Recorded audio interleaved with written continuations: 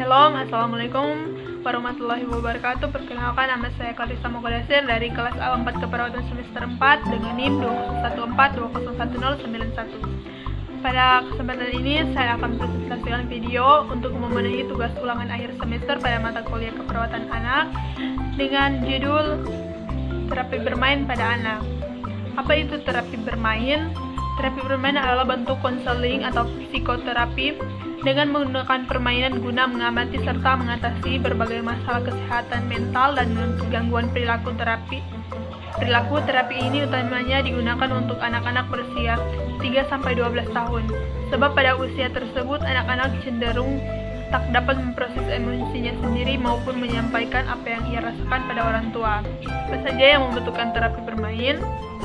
Yang pertama adalah penderita penyakit kronis menghadapi prosedur medis atau mendapat perawatan paliatif. Yang kedua, mengalami keterlambatan perkembangan atau ketidakmampuan belajar. Yang ketiga, adanya masalah perilaku di sekolah. Yang keempat, menunjukkan perilaku agresif atau kemarahan yang berlebihan. Selanjutnya, memiliki masalah keluarga seperti perceraian, perpisahan, atau kematian anggota keluarga terdekat. Berikut, pernah mengalami bencana alam atau peristiwa traumatis. Berikut, mengalami kekerasan dalam rumah tangga, pelecehan atau penelantaran. Berikut, menderita kecemasan, depresi, dan kesedihan. Selanjutnya, mengalami gangguan makan dan buang air. Memiliki kondisi gangguan pemutusan perhatian, hiperaktivitas atau ADHD. Yang berikut, memiliki kondisi gangguan spektrum autisme. Dan jika Anda merasa kecil mengalami kondisi tersebut, saya salahnya untuk berkonsultasi pada dokter spesialis anak untuk psikiater untuk mendapat penanganan yang tepat. Next, berikut teknik terapi bermain.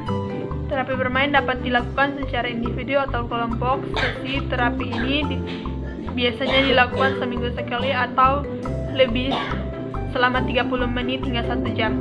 Banyaknya sesi dibutuhkan akan bergantung pada kondisi anak dan seberapa baik ia menanggapi jenis terapi tersebut. Teknik terapi dilakukan dengan pendekatan langsung maupun tidak langsung. Pada pendekatan langsung, terapis akan menentukan mainan atau permainan yang akan digunakan dalam sesi terapi. Sementara pada pendekatan tidak langsung, anak dapat memilih mainan atau permainan sesuai keinginannya.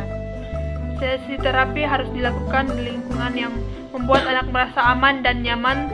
Terapis juga dapat menggunakan teknik terapi dengan melibatkan yang pertama, visualisasi kreatif, yang kedua, mendongeng, yang ketiga, bermain peran, yang keempat, telepon mainan, yang kelima, topeng-topeng atau mainan binatang, yang keenam, boneka atau action figure, yang keenam, seni dan kerajinan, yang ketujuh, permainan air dan pasir, yang ke-8, blok dan mainan konstruksi, yang ke-9, tarian dan gerakan kreatif, dan yang terakhir, permainan musik. Berikut manfaat terapi bermain. Menurut Organisasi Play Therapy Internasional, hingga 71% anak-anak yang mendapat terapi bermain mengalami perubahan positif. Adapun mengalami potensial dari terapi bermain yang bisa anak dapatkan yaitu yang pertama, lebih banyak bertanggung jawab atas perilakunya. Yang kedua, mengembangkan strategi coping dan keterampilan memecahkan masalah yang kreatif. Yang ketiga, menghargai diri sendiri. Yang keempat, menghormati dan berempati pada orang lain. Yang kelima, mengurangi kecemasan. Yang keenam, belajar sepenuhnya mengalami dan mengekspresikan perasaan. Yang ketujuh, memiliki keterampilan sosial yang lebih kuat. Yang kedelapan, hubungan keluarga menjadi lebih kuat. Yang kesembilan, mendorong penggunaan bahasa lebih baik. Dan yang terakhir, meningkatkan keterampilan motorik halus dan kasar. Apa saja yang harus diperhatikan dalam terapi bermain? Yang pertama,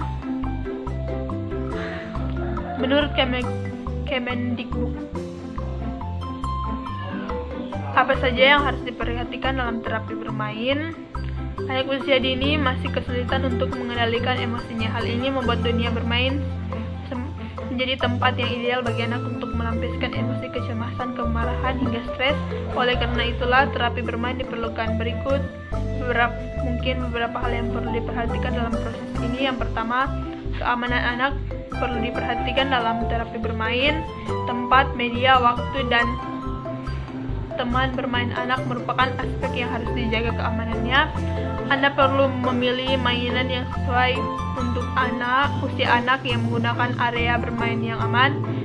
Berikut fokus dalam memperhatikan anak ketika bermain tanpa diselingi kegiatan pribadi. Lepaskan HP ataupun hal lainnya yang dapat mengganggu fokus Anda ketika mengawasi anak. Berikut, jadikan anak pemimpin dalam permainan. Anda sebagai orang dewasa dapat berperan sebagai teman bermainnya dan membantu mengarahkannya dalam proses bermain bersama. Berikut, perhatikan ekspresi dan perasaan anak dengan penuh empati. Manfaatkan waktu bermain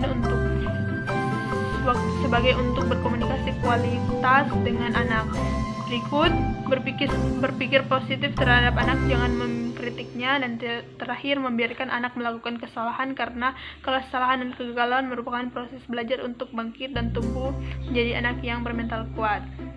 Perlu diingat, jika anak didiagnosa menderita penyakit mental atau fisik, maka terapi bermain tak dapat menggantikan obat atau perawatan lain yang diperlukan. Meski begitu, terapi ini juga dapat digunakan bersama terapi lainnya guna menunjang pemulihan kondisi otak. Sekian dari presentasi saya, dan untuk teman-teman yang sudah lulus SMA SMK yang ingin melanjutkan ke perguruan tinggi, mari bergabung bersama-sama dengan kami di Universitas Pembangunan Indonesia Manado. Sudah tersedia beberapa fakultas, salah satunya yang saya ambil adalah keperawatan. Bila teman-teman ingin bergabung, saya sudah menyediakan pamflet